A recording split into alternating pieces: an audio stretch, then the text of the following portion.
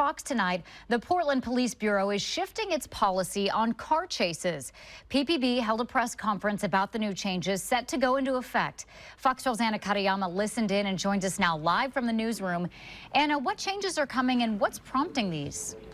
Well, Nora, the Bureau has decided to give officers a bit more leeway in terms of the types of pursuits that they can initiate. Police Chief Bob Day held a news conference just a few hours ago to talk about these changes. Officers say they are seeing a significant number of suspects getting away following traffic stops, and police believe this new policy will help them deal with that problem.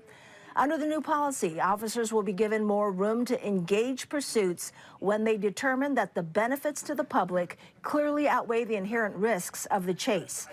Back in 2017, the Police Bureau significantly restricted officers from initiating car chases. For example, there had to be reasonable suspicion that the suspect committed a felony person crime, or the suspect's driving conduct needed to display a willful disregard for the safety of others. But today, Police Chief Bob Day says he wants to adopt a policy that gives police more decision-making ability. Priority of safety of our community is paramount, but I also think there is space for this. We're seeing a lot of violence come from some of these charges that typically we haven't engaged in pursuits in.